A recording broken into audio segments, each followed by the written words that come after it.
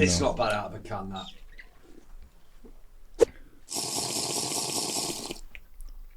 Does remind me of being stood on street corners before the football, though.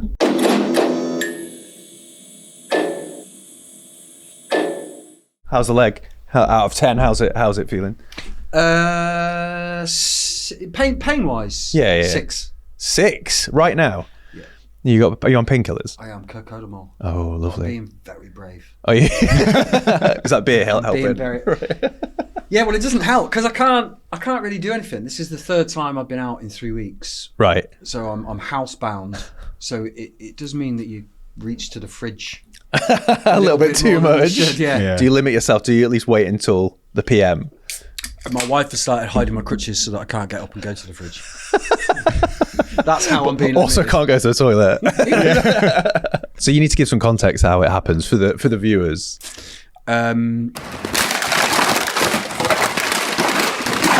You can make something up if you want. Well, I was saying that before. He needs to come up with a cool story. Well, I'll just tell the truth, man. I was on a hike. I saw a little dog trapped on a ledge, and I just thought, oh, poor little dog. No, I fell down. I was going to say, and then you came home and you fell down the stairs.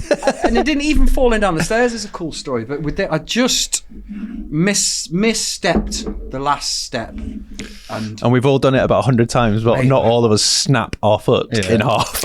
I heard it. Did you see the X-ray? Yeah, picture? it was disgusting. It's properly snapped, and I heard it break. It sound like, honestly, it sounded like someone had just stepped on a twig in the woods, and I went down like an absolute sack of shit. I mean, I was saying before we started recording, I've broken stuff before, but never to the point where I've heard the stuff. It's the worst Never done thing. that. It's the worst thing. Right, well, we could talk about your shitty foot all day, but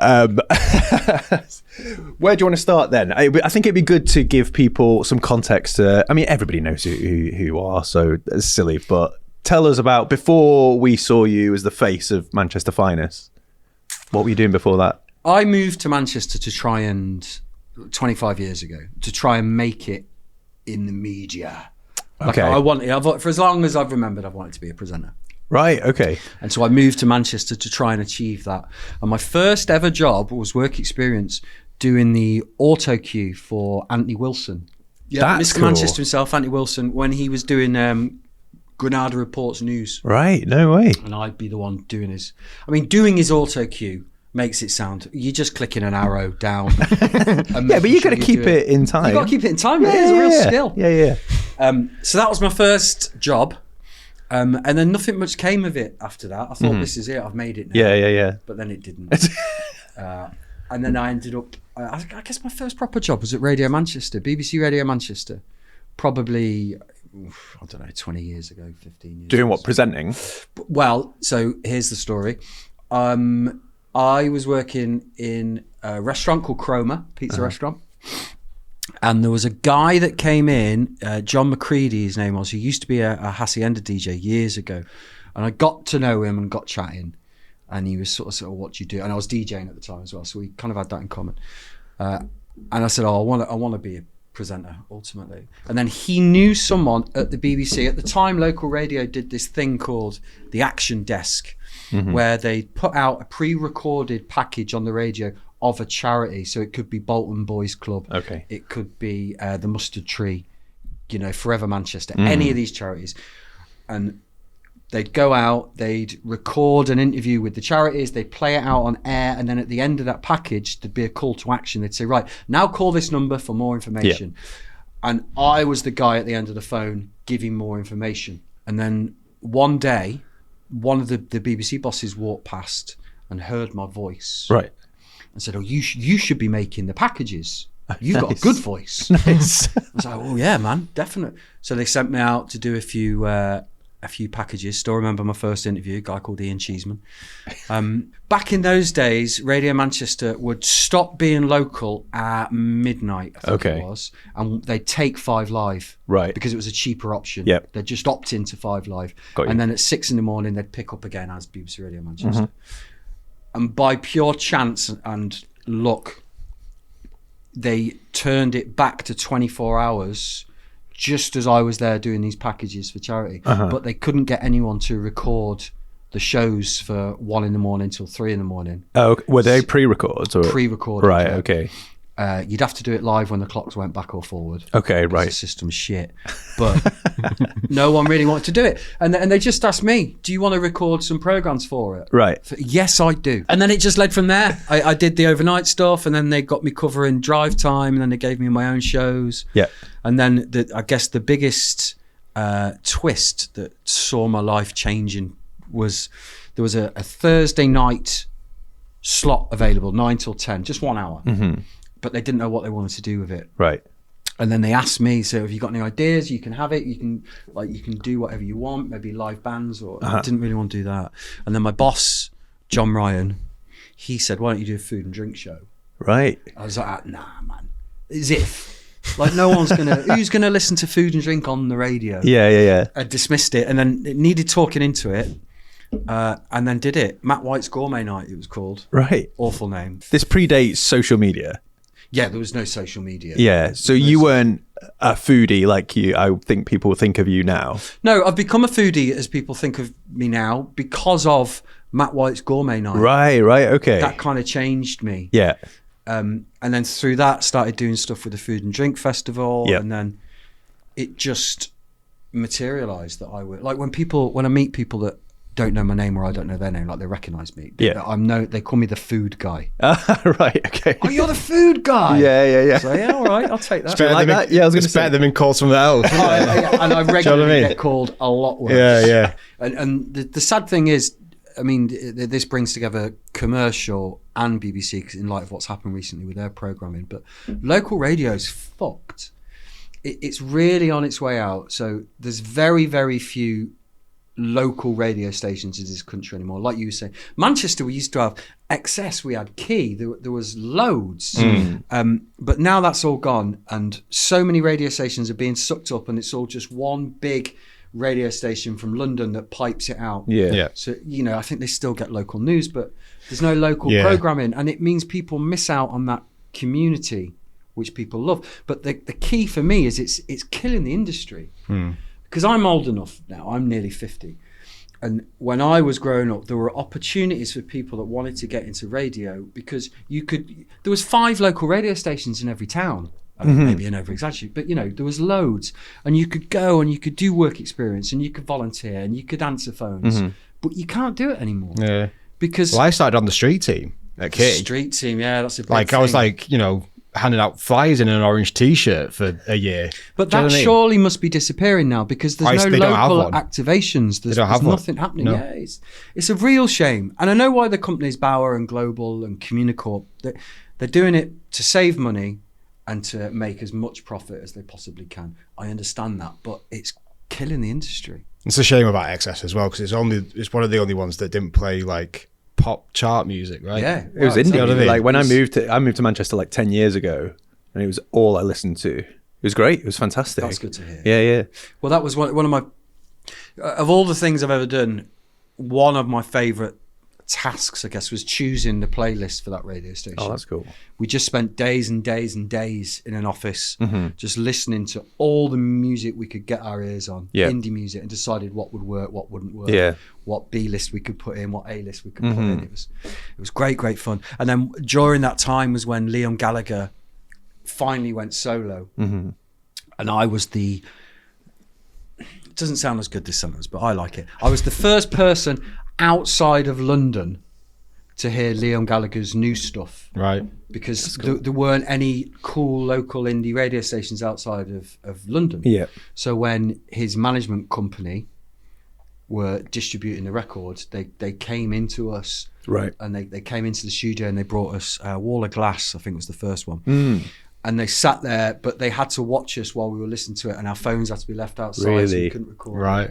Oh, that's cool. Man, it was absolutely mega. Yeah. Because I was a huge Oasis fan, big Liam fan. I was just sat there when it was about to play with my head in my hands. Like worried that it was going to Please don't be shit. Yeah. Please. At least Wall of Glass is a good one to start with. A brilliant one. Yeah. I thought that whole album was great. Yeah. And then as a result of that, I got to meet him a couple of times as well. Nice, that's cool. Yeah, it's cool, man. So although I've been slagging off radio, I can tell the way that you talk about radio, like it's in your heart. I loved it, and I miss every minute of it. But it's changed fundamentally. It has changed. That there isn't the local output anymore, and it's just a bit too cutthroat for me. Too commercial. I mean, I know it's commercial radio, but I don't want to be selling adverts. Yeah. Moving into your move from radio to not radio. So I left XS. XS was suffering a little bit with listening figures, and they were cutting costs, and it just wasn't fun anymore. And you weren't presenting at that point then? You were just... No, I was management. I gave myself a little Saturday afternoon show. Got you. Just because I could. Yeah. I'll be doing that. And then an offer came in. I was headhunted by Six Music, BBC Radio 6 Music, and that's my favourite radio. I think it's the best radio station in the world. But in the world, and I mean that. So when they came, it was too good to miss. So I went to Six Music. It was the early breakfast show with Chris Hawkins, producing him. Chris is a lovely man. It meant starting work at 4 a.m. every morning for 2 years. But the good thing about that is I was finishing at 8 a.m. I was home for about 8:30. And so that gave me lots of time to do more food and drink stuff and presenting stuff and hosting events. And that's when Channel 4 came up and they got in touch, and I was doing Steph's Packed Lunch on Channel 4. And then it just got to a stage where I was earning enough money presenting the same amount of money presenting as I was earning at the radio station. But it was fucking killing me because I was working hard. Yeah. So something had to give. And I just decided to take a bit of a punt and go freelance. And how that was about 5 years ago? No, that was I think nearly 4 years ago. Oh, okay, so not right. far off. Yes. And I've been freelance ever since, and just doing anything I can that means I don't have to get a proper job. Hey, I've been doing that for 15 years. It's great, right? It makes me happy. Yeah. It really does. Nice. So when did you start doing stuff? Most people, I think, probably watching this will know you from the face of Manchester Finest, like we said. So when was that? When did that happen? Did that coincide with you going freelance? So that happened a bit before that, right? That happened a bit before it, yeah. So I was doing some stuff for I Love Manchester. A guy there called Chris, nice guy. But it wasn't really working out for one reason or another. And then I just put, and this technique has stood me well over time. It's happened a few times. In fact, it might have even been how we met. But I just put something, not this example, but I put something on Instagram or Twitter, just saying, does anyone want a presenter? Because I want to do it. Yeah. And Manchester's Finest got in touch and called me in and just gave me a job. There's this one guy, right? Always the same person? Always the same person. I know it's the same person. It originally, I think it was PG Berkshire or something his name was. And he was just he's one of these, like, on Instagram. There's no face. He's got no one following him, but he follows about 500 people. There's no posts, nothing. Okay. And every week for years, look at the state of Matt. What's Matt wearing? This must be the worst, this is what he called me, the worst dressed person on the internet. On the internet? On the whole internet, I'm the worst dressed person. Like, he's just been laying it on thick and thick and thick. And then Christmas Day he said something, and I've always ignored it. And then Christmas Day he said something again. And I just replied, I shouldn't have, but just go, come on, mate, it's Christmas. And then I think he got blocked after that. Oh, really? And now he's come back a couple of times with a different pseudonym, but you know it's him. This new name's like Simo 128765 or something like that, you know. Right, yeah. That's me. And I've just been trolling you for 4 years. There's a few bits of speculation about who it might be. Right. But I know it's him because he's got no punctuation. He doesn't spell properly. He's obsessed with my cap. He's always going, oh, and that cap. Like it's the most offensive thing in Isn't the it world. funny what people have a problem with? I know. Mental. He's obsessed with you. Yeah. He is obsessed with me. Matt is without doubt the worst dressed person on social media. The cap? Awful. The rest of the outfit? Does he get dressed in the dark? Fabulous food. But Matty really needs to dress better.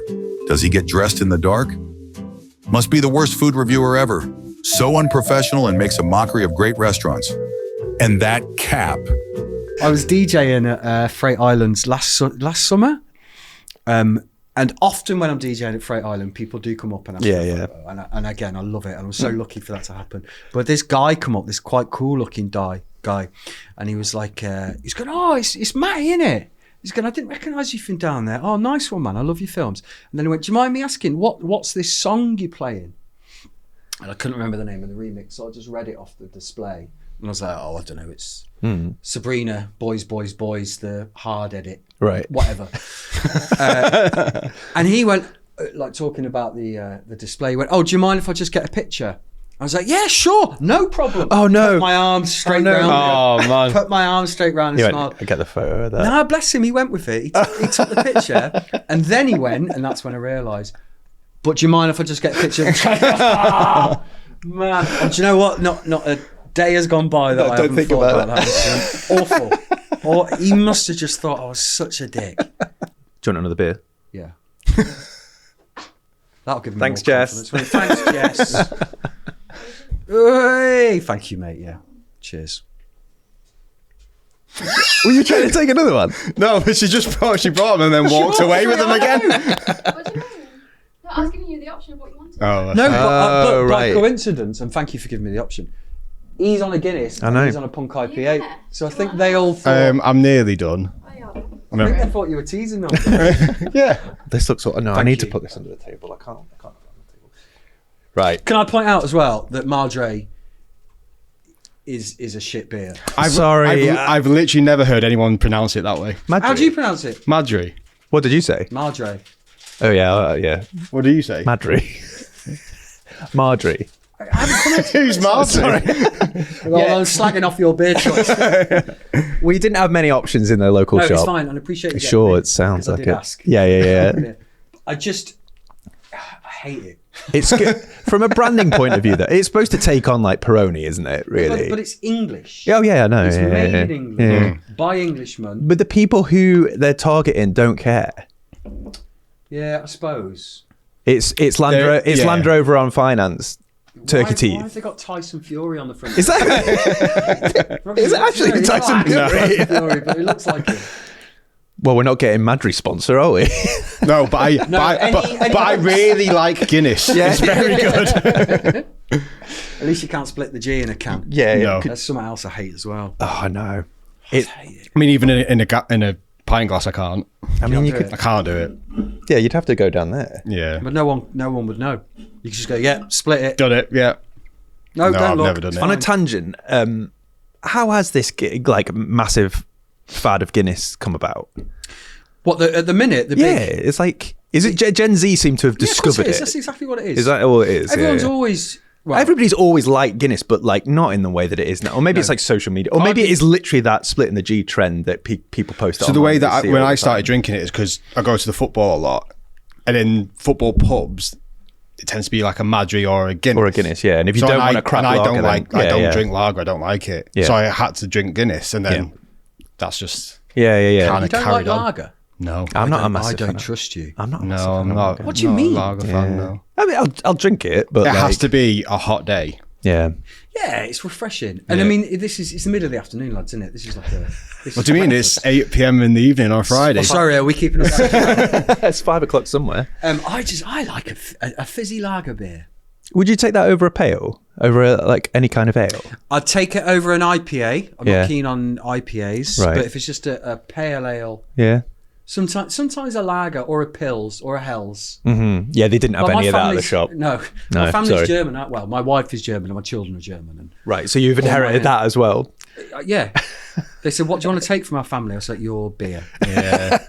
I remember the first time I ever went live on the radio, because everything had been pre-recorded, and they finally gave me my chance to do a live show. And in radio, there's a lot of what they call back timing. Mm-hmm. So, especially at BBC Radio Manchester, when you got to the top of the hour, like meaning 12 o'clock, 11 o'clock, 1 o'clock, it went into the news sequence, but it starts with the beeps. Mm-hmm. So you have to time what you're saying or the last song perfectly. So as it finishes, the beeps kick in and there's no silence. Mm-hmm. And if you fuck that up, there's going to be dead air. Yeah. And it's so you know, this might sound a bit complicated, but you know that the news jingle's going to start at 59 minutes and 20 seconds past the hour. Mm-hmm. So the last song you play, you have to back time and start it at the exact time, knowing it will finish at 59:20, yeah? First time I ever did it, and I don't know how I did it, I miscalculated by about 3 minutes. Oh, shit. So the song was coming to an end, and it was like 3 minutes, 56 and 20 seconds. Right. I had 3 minutes to fill, and I'd never had to fill before in my whole life ever. And all I could see out the corner of my eye was a newspaper and a picture of Jack Nicholson at some awards. And for 3 minutes, I talked about his big, shiny, bald head. And I didn't know where else to go with it. Did you win an award for that? I didn't win an award, no. But the newsreader at the end of it whispered in my ear, she just went, "Well done." Yes. It's either that or that emergency tape was kicking in, right?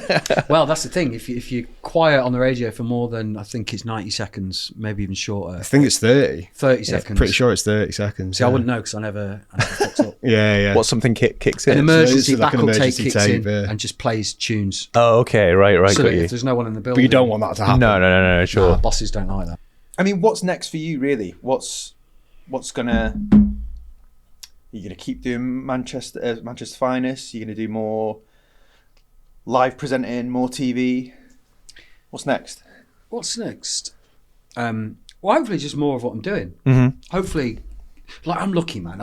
I totally understand that I'm lucky. My job is to eat, talk, and play records. Pretty good. And yeah, of course it's pretty good. Yeah. None of it's work, is it? None of it is work. No. And I did, I'm old. I've spent years before I finally got my shit together working on roofs, on digging holes in the road for a living. I've grafted, I've worked hard. And what I've come to realise is that it's not for me. I was going to say, don't take this the wrong way. I cannot imagine you in a high-vis digging a hole. Mate, I spent a year digging holes for a gas company so that they could then lay the pipes and then filling them in. Yeah. And then they taught me how to tarmac. Yeah. And use the flattener. Yeah, graft. But yeah, I want to keep doing what I'm doing for just as long as I can get away with it. I like that. As long as people allow me to be on their phones or on their screens. Yeah. I'll keep Before doing they're sick of you. Yeah, and you soon know the way of the world is as soon as people are sick of me, I'll know. Yeah. Because they'll tell me. Yeah. And then I'll stop. It'll be that guy taking the piss out of your hat again. PG Berkshire. He'll have something to say about it. I had to train myself to like olives. I was working, do you remember the Corner House? I was working at the Corner House. I was the manager in the bar and restaurant upstairs. No. I became the manager, but I was working there as a barman. And times were tough. I didn't have a pot to piss in, for want of a better phrase. And so food was scarce, but we had olives on the back bar. Mm-hmm. And you were for cocktails? We'd serve little portions of olives. Yep. And you were allowed to sort of nick one every now and again and have it. And I just didn't like them. But because I was starving, I had to have them. It rank. But then over time, actually, I quite like this. Yeah. And then, That's grew it. to like it. There's a few. I remember years ago working in a cinema, the Odeon cinema, and this was I was really skint. This over 25 years ago, and I used to I'd be working on the counter, and you know those horrible sausages that you get constantly on the. Oh yeah. I'd have to. Clean that. I'd sneak one in my pocket. Unsheathed.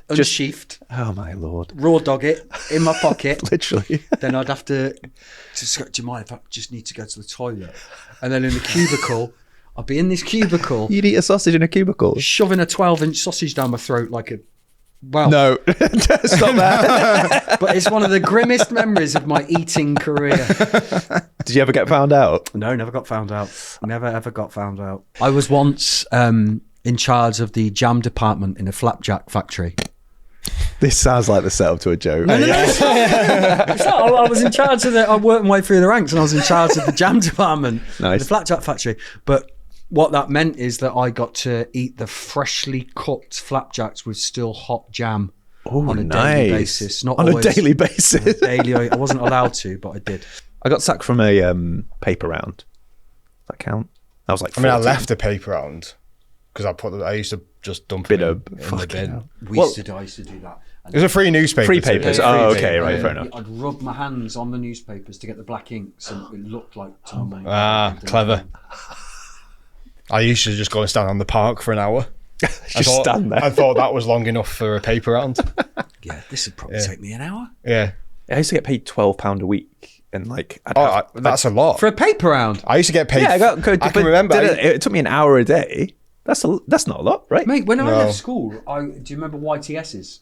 YTS, no. Youth training schemes. It was, I think it was like a late 80s Tory thing. But I was on £35 a week for a full-time job. Doing what?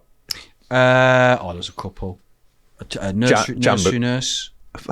Right, we're gonna have to make a list of the jobs that you had. Honestly, mate, there's loads. My kids laugh at me because every dinner, I go, that reminds me of the time I was. They must be thinking you're making this up now. I think they do. And my wife said it to me. This can't be true. I promise it is. Why would I lie about digging holes? Yeah. Roofing. I think doing loads of jobs that you don't want to do and you're having to do for money to survive, it builds character. Yeah. And even if that is character is just quit after 1 hour, it's still character, isn't it? Yeah. Yeah. I've done a lot of funny jobs. A lot of really, really funny jobs. That's what your podcast should be about. Funny jobs. Yeah. You Been a should vacuum cleaner, door-to-door salesman. you'd be good at it. I was thinking, when you were saying before about Gift of the Gab and stuff, I was thinking that's what people in sales are good at. Yeah. I bet you'd be good in sales. I would, but my wife's in sales. My wife was in medical sales. Oh, yeah. But there's a pressure, isn't there? There's a you're answering someone, you're chasing targets. Yeah. It's not for me. I bet you'd be good at it, though. Well, do you want to buy half a can of... Sell me this Madry. Hey, see, you're saying it properly now. Would you like to buy the shittest beer I've ever got? Sorry, Madry, if you're watching. They're not, are they? Sorry, Mark. I just bought you those. Oh, no, I appreciate you paying for it. I just wish you'd have got me a nice... I do appreciate it. I'm just messing.